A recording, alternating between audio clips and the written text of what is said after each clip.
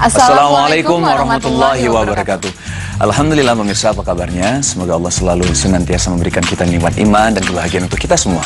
Kembali lagi bersama kami berdua, saya Teguh Wisnu. Ya, dan saya Zaskia Meka, di mana kita akan menemani Anda dalam acara Berita Islami Masa Kini. Alhamdulillah hari ini kita akan ada beberapa pembahasan nih yang insya Allah akan menambah ilmu kita tentang Islam gitu. Betul sekali, dan pembahasan kita yang pertama ini menarik sekali ya. Mungkin ini akan membuat hubungan rumah tangga makin baik. Apa tuh ya?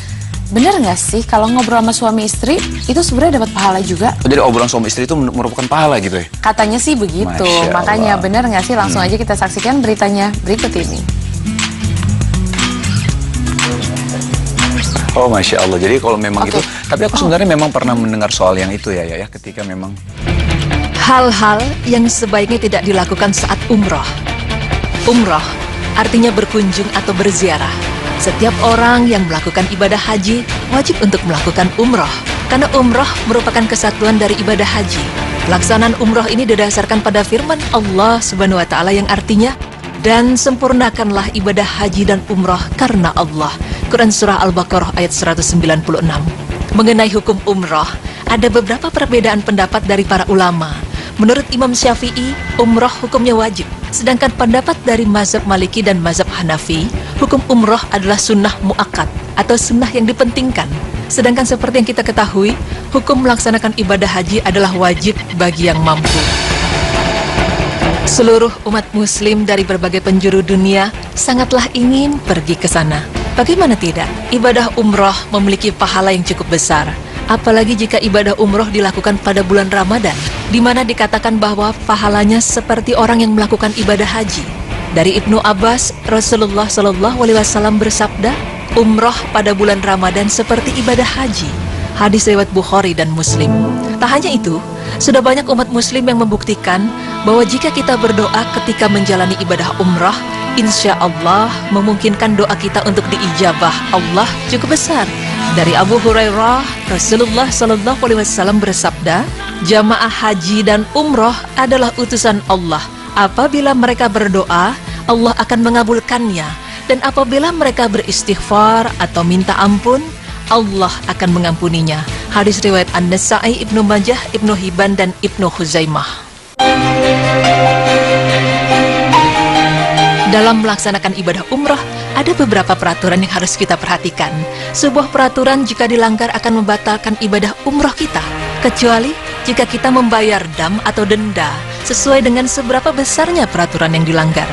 Agar tidak salah dalam melakukan ibadah umroh, dan tentunya agar ibadah umroh kita sah dan mabrur, berikut tim Berita Islami Masa Kini akan memaparkan beberapa hal yang harus dilakukan dan beberapa hal yang sebaiknya tidak dilakukan. Pertama-tama, yang wajib kita ketahui adalah tata cara pelaksanaan ibadah umroh. Hal ini tentunya sudah umum dan cukup banyak diketahui ya oleh masyarakat yang pernah menjalankan ibadah umroh. Tahapan-tahapan yang tersebut adalah mandi, berwudu, memakai pakaian ihram dan mikot. Mikot adalah tempat untuk dimulainya ibadah umroh. Biasanya niat umroh dilakukan di tempat mikot tersebut. Dari Madinah, biasanya mikot dilakukan di Masjid Bir Ali. Sedangkan dari Mekah, mikot dilakukan di Ji'ranah dan Masjid Tanaim. Tahapan selanjutnya ketika ada di tempat mikot adalah sholat sunnah ihram 2 rakaat dan membaca niat umroh, Labaik Allahumma umratan, yang artinya, aku datang memenuhi panggilanmu ya Allah untuk umroh. Kemudian sepanjang jalan menuju Masjidil Haram, dianjurkan untuk banyak membaca talbiyah dan doa. Lalu melakukan sholat sunnah tahiyatul masjid 2 rakaat ketika memasuki Masjidil Haram, tawaf, sa'i, dan terakhir tahallul atau memotong rambut. Selain melakukan tahapan pelaksanaan tersebut, ada beberapa hal tambahan yang sering dilakukan oleh jamaah. Padahal itu bukanlah hal yang dibenarkan untuk dilakukan. Lalu, apa sajakah hal-hal yang sebaiknya tidak dilakukan saat umroh? Banyak jamaah yang sering melakukan kesalahan ini, yaitu tata cara memakai kain ihram bagi pria. Kain ihram seharusnya dipakai dengan bahu terbuka di bagian kanan. Namun banyak yang salah kaprah atau belum mengetahui bahwa ketika sholat, kain ihram harus menutup kedua bahu dan tidak ada bagian tubuh yang terbuka, kecuali kepala, kaki, dan tangan. Ini dikhususkan untuk pria.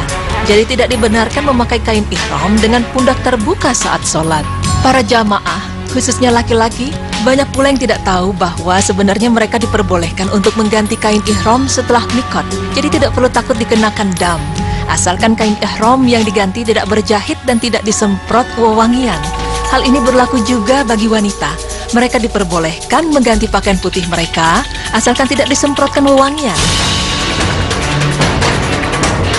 Saat memasuki Masjidil Haram dan hendak melakukan tawaf, jangan lupa untuk memposisikan kain ihram dengan bahu terbuka satu di bagian kanan. Untuk para lelaki jangan sampai lupa, karena banyak jamaah yang telah uzur kemudian melupakan aturan yang satu ini. Memulai tawaf dari Hajar Aswad dengan melambaikan tangan ke arahnya adalah hal yang wajib diketahui para calon tamu Allah Subhanahu wa Ta'ala agar tidak salah memulai tempat tawaf. Perhatikan lampu hijau yang tertempel di dinding searah dengan Hajar Aswad. Dari situlah tawaf dimulai sampai membaca Bismillahi Allahu Akbar sebanyak 3 kali. Jadi jangan sampai salah memulai tempat dimulainya tawaf. Biasanya, banyak orang ingin melakukan sholat di belakang makam Ibrahim dengan alasan mustajabnya berdoa di tempat tersebut. Namun, perhatikan pula keamanan Anda. Jangan melakukan di tengah-tengah orang yang sedang melakukan tawaf, karena hal ini sangat berbahaya. Jika tidak berhati-hati, Anda bisa jadi terinjak-injak oleh jutaan jamaah yang ada saat itu. Sehingga sholatlah di tempat yang telah disediakan, yaitu saf untuk sholat yang letaknya berada di belakang makam Ibrahim, namun tidak di tempat tawaf. Jika umrah dilakukan pada siang hari, tentu cuaca sedang terik-teriknya, sehingga tidak sedikit jamaah yang menutup kedua pundak mereka, bahkan menutup kepala mereka dengan kain ihram. Ini merupakan sebuah pelanggaran, karena tidak diperbolehkan menutup kepala baik menggunakan kopiah. Dalam melakukan tawaf ketika umrah, pria wajib mengenakan kain ihram dengan satu bahu bagian kanan terbuka. Hal berikutnya yang sebaiknya tidak dilakukan adalah berdesak-desakan hingga menyakiti orang lain untuk mencium Hajar Aswad. Memang kita disunahkan untuk menciumnya, namun tidak mengapa jika kondisi tidak memungkinkan, karena mencium Hajar Aswad bisa diganti dengan menyentuhnya atau bahkan melambaikan tangan kepadanya. Bertawaflah dengan rapi tanpa menyakiti sesama muslim, dan diperbolehkan untuk sholat di dalam Hijr Ismail, namun tetap memperhatikan keselamatan diri.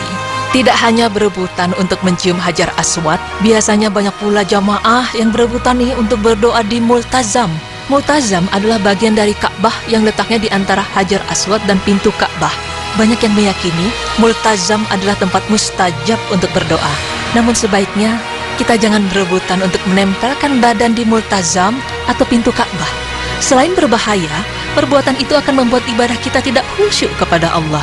Sebab berdoa hanya kepada Allah tanpa harus menempelkan diri dimanapun bagian dari Ka'bah. Hal ini ditakutkan timbulnya kemusyrikan serta terlalu mengagungkan hal selain Allah. Begitupun kita tidak perlu juga mengusap-usapkan makam Ibrahim. Sedang untuk sa'i, yang merupakan hal wajib dilakukan ketika umrah, mulailah sa'i dari Bukit Safa. Mulailah sa'i dengan berjalan santai dan bukan berlari dari Safa hingga Marwah.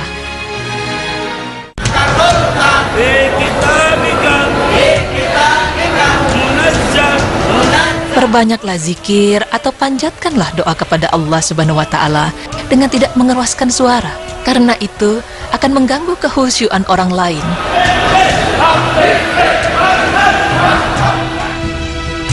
Dan untuk sa'i, jangan lupa posisikan kain ihram dengan menutup kedua bahu, sebab itu tidaklah mengapa. Mulailah berlari kecil saat melintasi pilar dengan lampu hijau. Pada pilar hijau ini bagi wanita diperbolehkan untuk jalan saja dan tidak perlu berlari. Namun wajib hukumnya bagi pria untuk berlari kecil. Di Bukit Marwah kita tidak perlu menghadap kiblat dan melambaikan tangan, karena hal tersebut hanya dilakukan di Bukit Safa saja. Proses yang terakhir adalah tahallul atau menggunting rambut. Guntinglah rambut dengan hanya sekali potongan dan usahakan orang lain yang memotongnya. Ini untuk menghindari bahaya jika memotong rambut sendiri, dan jangan memotong habis rambut, sebab hanya dianjurkan satu kali potongan saja. Demikianlah beberapa hal yang harus diperhatikan ketika melakukan umrah. Namun masih ada satu hal yang sering pula terlupakan oleh para jemaah, yaitu larangan memakai wangi-wangian seperti parfum atau minyak wangi, pasta gigi, sabun mandi, sabun pencuci tangan, bersolek diri, dan lain sebagainya ketika sudah mikot dan membaca niat umroh. Hal ini berlaku selama proses ibadah umroh saja. Jika tahallul atau memotong rambut ketika sa'i sudah selesai, berarti larangan tersebut pun sudah tidak berlaku lagi. Larangan lain seperti bermesraan dengan suami atau istri, berbicara kotor atau kasar, membunuh hewan juga harus dipenuhi. Jika tidak, maka Anda wajib membayar fidyah atau dam atau denda sesuai dengan beberapa beratnya larangan tersebut. Nah, pemirsa, semoga dengan informasi ini bisa menambah pengetahuan kita, sehingga ibadah umroh yang kita lakukan menjadi mabrur. Sungguh amat disayangkan jika sudah jauh-jauh pergi umroh dan membayar mahal, namun tidak ada hasil apa-apa ketika sampai tanah air, dikarenakan ada beberapa hal yang dilanggar namun belum membayar fidyah atau dam.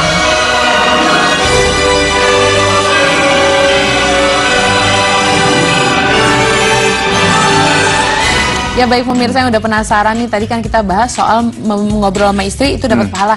Nanti kita bahas karena yang pertama tadi kebetulan host kita sama salah satu tim kita kemarin habis pulang umroh. Oh, jadi Masya mau bagi ilmu dulu Bagi dari ilmu, informasi tadi. Tadi Masya Allah memang banyak sekali ilmu yang kita dapatkan tadi ya. Memang tata cara umroh memang ada beberapa yang harus diwajibkan ataupun ada beberapa hal memang tidak perlu dilakukan gitu. Salah satunya adalah ketika memang berdesak-desakan ya para jamaah umroh itu berdesak-desakan untuk mencium Hajar Aswad. Ini sangat banyak sekali. Salah satunya waktu itu saya juga seperti itu gitu. Tapi ternyata memang lebih baik diperhatikan adalah jangan sampai kita ingin mencium Hajar Aswad tapi sampai menzolimi orang lain dan membahayakan diri kita. Lebih baik hanya melambaikan saja, insya Allah akan mendapatkan pahalanya juga. Ya, dan banyak sekali tadi ya. Tadi yang dilarang-larang itu sebenarnya adalah hal-hal yang justru takutnya membahayakan diri kita juga. Jadi, dan menzolimi orang lain juga menzolimi orang lain karena sekarang juga udah ada solusinya. Pengen Hajar Aswad tapi daripada membahayakan diri kita dari jauh lambaikan tangan bisa. Kita mau sholat di belakang makam Ibrahim itu justru membahayakan kita. Takutnya pas sujud karena jutaan di situ tawaf akhirnya terinjak-injak. Jadi lebih baik yang